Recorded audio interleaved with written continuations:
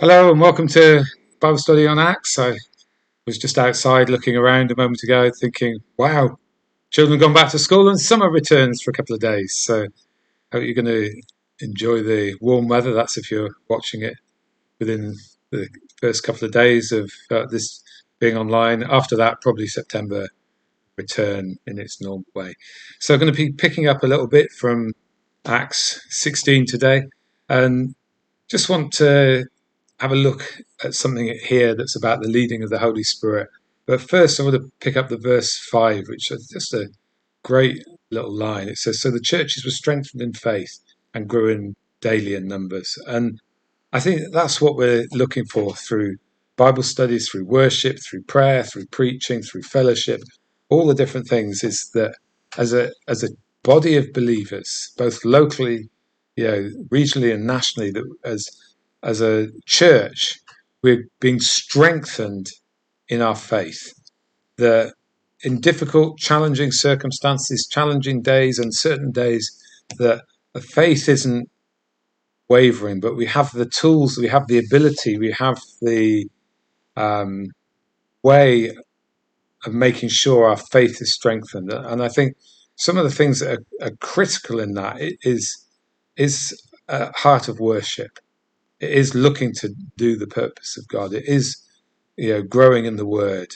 It is fellowship. I think fellowship's the key. It says don't give up meeting together, and I think that's another key. But for us personally, it's just saying, Holy Spirit, just show me the things that are important in my life at this point, that my faith is strengthened.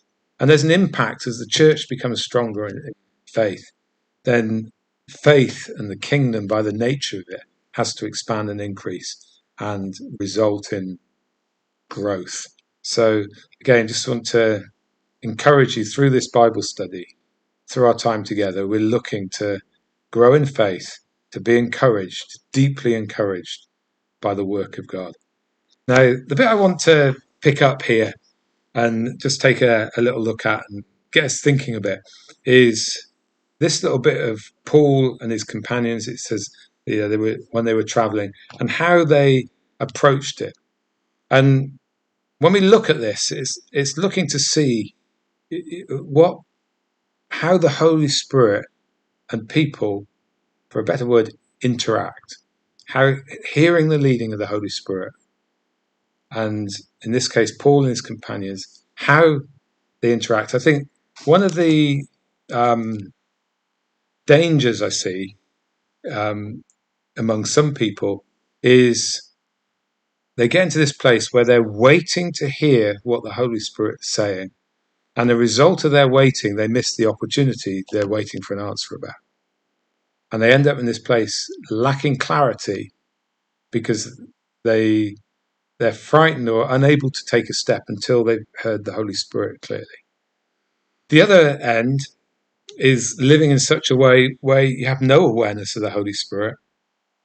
And if you have no awareness of the Holy Spirit, you just end up plowing on and you can get yourself in trouble because your heart becomes hardened to that nudging, leading of the Holy Spirit. Now, let's look at this. It talks about Paul and his traveling companions, and they're in the region of Phrygia or something, in Galatia. It says, having been kept by the Holy Spirit from preaching the word in the province of Asia. So to me, that's a really interesting phrase, an interesting little note there, that the Holy Spirit has stopped them from preaching the word in the province of Asia.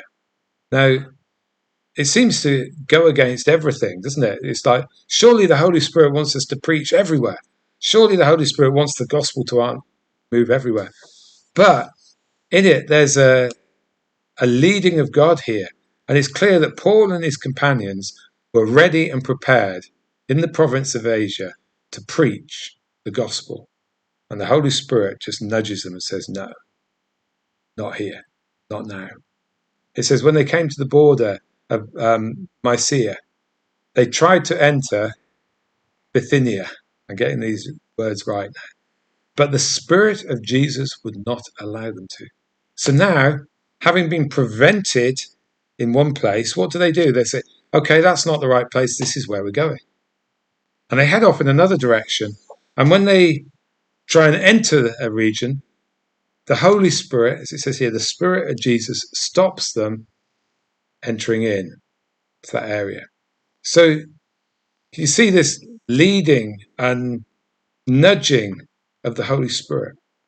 Now, if they'd gone nowhere, they wouldn't have faced the nudge. But when they clearly stepped out and said, this is where we're going, the Holy Spirit is able to go, no, not there. I think this is a really good thing to understand and to grow in hearing God. That rather than being passive, we're on a journey. And while we're on a journey, we're looking for the leading of the Holy Spirit. Now, the best illustration I've had is, if you're going down a motorway, you don't need a sign, if you like, to get off the motorway when you're halfway between junctions. It's good to know there's a junction coming, but you don't need a left turn off the motorway when there's no exit. And I think it's the same with the Holy Spirit. We set our course, but when there's a junction that we think we're going to take, maybe we do at that point need some directions, that nudging the Holy Spirit, don't get off here. If the road's closed ahead, then we need that wisdom to be able to see, actually the road's closed, there's no point in going through. I remember when I was young and I used to live down in the southwest, and it was we used to go over this bridge, and it was the last bridge, and there was no joining between the M4, which was coming up from Bristol, and the M4 that was coming from London. And so there was just empty space. And it's like, at that time, there was no point in trying to go straight on towards London because you'd have hit a barrier. And so I think it's the same with the leading of the Holy Spirit. We need to be sensitive to what he's saying and doing. And sometimes he gives clear instructions. But sometimes as we go on a journey, we find, I will get off here. And the Holy Spirit saying, no, don't preach here. Okay, we'll go there. No, I'm not allowing you to go there. You see that prompting of the Spirit, and I think it allows a far smoother day-to-day in the Spirit. And it's interesting, it says they passed through Mysia and Troas, and it says, during the night, Paul had a vision from a man of Macedonia, standing and begging him, come over to Macedonia to help him. And this is now a clear leading of the Holy Spirit. It says they got ready at once to go to Macedonia, concluding that God had called them, to preach there. And so you can see here that having had the nudging and the leading, the nudging of the Spirit, the stopping of the Spirit, they've now got a definite leading of the Spirit. Now, the thing I love about this, you've got a vision or dream, and in the dream, there's a man saying, come over here to Macedonia. And I'm not going to go into this bit of the passage yet fully, but and you look in verse 14, they arrive, they go to a place, or verse 13, sorry, they go to a place to find a place to pray. And what happens? They sat down and began to speak to the women who were gathered there, including someone who was ready to respond to the gospel. So even though their conclusion was, in this vision of a man, they were to respond and go and share the gospel, actually when they got there, there was a lady whose heart was open and ready to receive the gospel. So how does this apply for us? So if you're in a place of decision and trying to understand what the Holy Spirit's saying, just want to encourage you, don't hold back, but take some steps. Sometimes people ask me questions about decisions to do with career, and they got 2 or 3 jobs, and they're like, do I apply or not? And I'm like, well, yes, apply for the job, because in that journey, you'll find out, you might find a check of the Spirit, you might find a leading of the Spirit, a nudge of the Spirit. If you don't apply, you'll never get the job.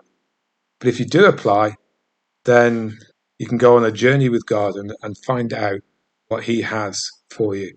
So I want to encourage you in your life, if you're in a place of decision, sometimes you need to make your best possible decision with an open heart towards God. But keep your heart open and allow him to nudge you and lead you as he wants to. So bless you. Have a great week. Enjoy the sun while it's out and look forward to being with you in the next Bible study. Bye for now.